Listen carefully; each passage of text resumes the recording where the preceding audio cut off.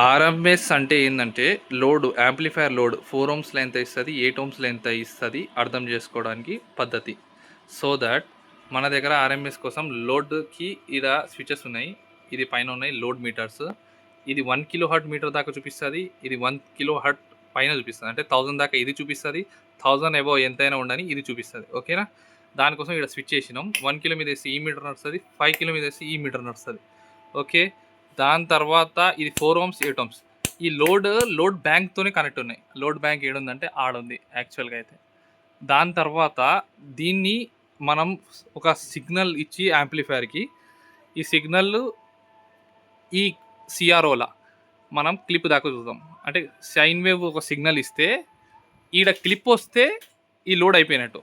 For ఎగ్జాంపుల్గా ఆ clip అంటే ఏంటంటే నేను చూపిస్తాను ఎగ్జాంపుల్గా. ఈడ ఒక సర్కిల్ వస్తుంది, కొద్దిగా లైట్ బెండ్ వస్తుంది. బెండ్ వచ్చిందంటే అది క్లిప్, అంటే ఆడ లోడ్ అయిపోయింది యాంప్లిఫైర్ది. ఆ లోడ్ కాడ ఈడ క్లిప్ వస్తుంది, క్లిప్ పైన వస్తుంది. ఓకేనా? ఈడ క్లిప్ వస్తుంది. ఎగ్జాక్ట్ టైంలో 2 క్లిప్ వచ్చినాయంటే ఇది పర్ఫెక్ట్ యాంప్ తీసుకుంటుంది. లేకపోతే ఏమైనా ఇష్యూ ఉందనుకో ఈ యాంప్లిఫైర్ ఏం లోడ్ తీసుకోదు. సరే, ఇప్పుడు చెక్ చేద్దాం. ఇప్పుడు లోడ్ వేయడానికి నేను సిగ్నల్ 1 kHz ఫ్రీక్వెన్సీది ఒక సిగ్నల్ జనరేటర్ ద్వారా మనం ఇన్పుట్ ఇచ్చేసినాం. సేమ్ మన నార్మల్గా ఇన్పుట్ ఇచ్చేసినాం. ఇప్పుడు ఏంటంటే యాక్చువల్గా 4th దానికి ఉంది కదా, 4th దానికి ఉంది. మనం స్విచ్ లోడ్ మీద మార్చేస్తున్నాం. ఓకే. దాని తర్వాత 4th ఛానల్కి ఇన్పుట్ 3 లేపితేనే అవుతుంది. ఓకే. ఇప్పుడు ఆ 3 లేపితే ఏమవుతుంది, ఇక్కడ సైన్ వేవ్ వస్తుంది. ఒక నిమిషం. దీన్ని సైన్ వేవ్ అంటారు. ఈ సైన్ వేవ్ అంటే ఏంటంటే ఇది ఒక వేవ్ ఫాము, కానీ ఇక్కడ బెండ్ వచ్చినప్పుడు ఇక్కడ లోడ్ అయిపోతుంది. చూడండి, ఇది 200 చూపిస్తుంది. ఇప్పుడు నేను ఇక్కడ లేపుతాను, చూడండి 800 దాకా పోతుంది. ఇది ఎందుకు అవుతుందంటే మా ఇంట్లో వోల్టేజ్ 220 ఉంది. కొద్దిగా ఎక్కువ అంటే ఇప్పుడు యాక్చువల్గా అయితే 800 దాకా పోతుంది. క్లిప్ పోతలేదు అంటే ఇంకా లోడ్ ఉంది యాంప్లిఫైర్లా, కానీ మా ఇంట్లో వోల్టేజ్ తక్కువ ఉన్న వల్ల ఇప్పుడు దీన్ని కూడా లేపాలంటే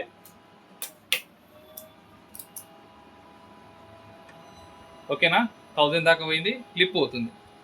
ఇప్పుడు అదే అర్థం కావాలి. ఇది ఒక ఛానల్ చెక్ చేసినాం, అదే ఛానల్లో 3rd ఛానల్ చెక్ చేస్తున్నాం. అన్ని ఛానల్ పర్ఫెక్ట్ లోడ్ వస్తుందా, 1000 వస్తుందా.